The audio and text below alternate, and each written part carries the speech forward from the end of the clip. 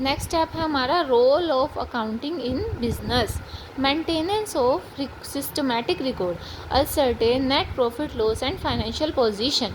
हम इसमें क्या करते हैं, मेंटेनेंस ऑफ सिस्टमैटिक रिकॉर्ड्स में हम अपने अकाउंट्स को प्रॉपरली, अपनी हर एक ट्रांजेक्शन को सिस्टमैटिकली रिकॉर्ड करके रखते हैं ताकि हमें अपने बिजनेस की फाइनेंशियल पोजीशन का पता चल सके कि हमारा बिजनेस प्रॉफिट अर्न कर रहा है या लॉस अर्न कर रहा है।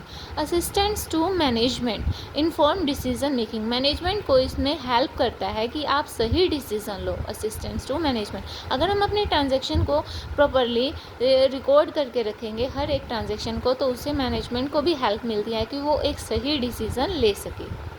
Facilitates comparative study, comparison with previous year performance.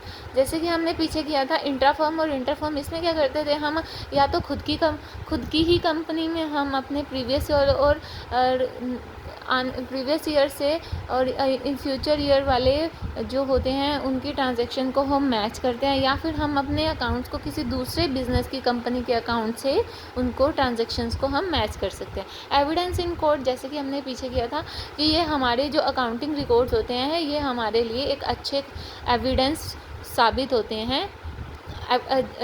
इसमें लिख रखा है accounting records accepted by courts as a good evidence. Others, business remember business transaction, raising loan, settlements of tax liabilities. Business transaction को याद नहीं रखना पड़ता, सब कुछ रिकॉर्ड होता है। अगर कोई लोन लेना है तो अपनी बुक्स दिखाकर हम उन लोन्स को ले सकते हैं। नेक्स्ट है अकाउंटिंग इन्फॉर्मेशन क्या होती है। जैसे कि अभी तक हम पूछ रहे हैं अकाउंटिंग, अब हम पढ़ेंगे accounting information. Accounting information refers to the financial statements generated through the process of bookkeeping, use of which helps the users to arrive at decision. इसमें हम सबसे पहले देखो कि हम क्या करते हैं, सबसे पहले हम बुक कीपिंग करते हैं। बुक कीपिंग करने के बाद हम क्या करते हैं, फाइनेंशियल स्टेटमेंट बनाते हैं। फाइनेंशियल स्टेटमेंट में हमें क्या क्या बनाना होता है, एक तो हमें ट्रायल बैलेंस बनाना होता है, प्रॉफिट एंड लॉस बनाना होता है, बैलेंस शीट बनानी होती है।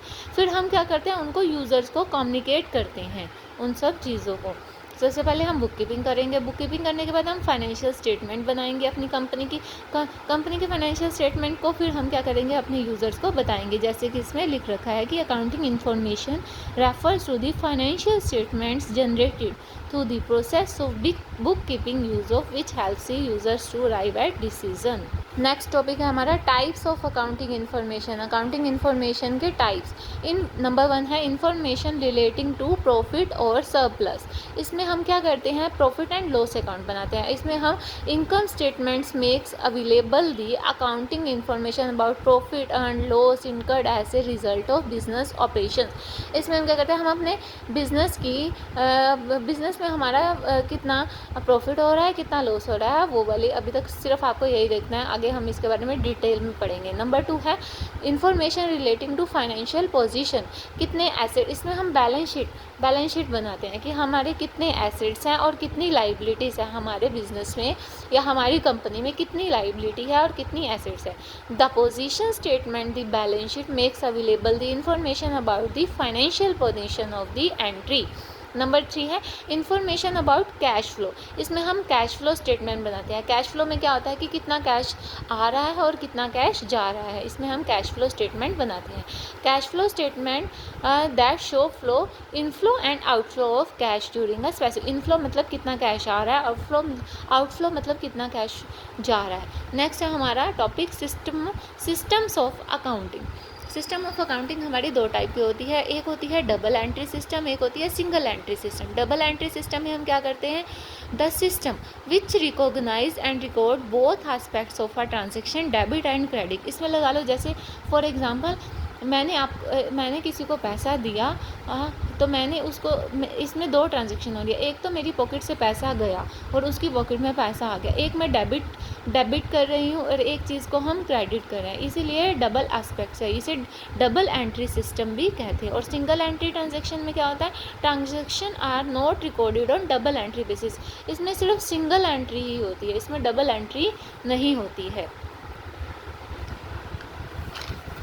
The double entry system has proved to be a scientific and complete system of accounting। जो डबल एंट्री सिस्टम है ना, वो प्रूव हुआ है कि साइंटिफिक कंप्लीट सिस्टम है अकाउंटिंग का।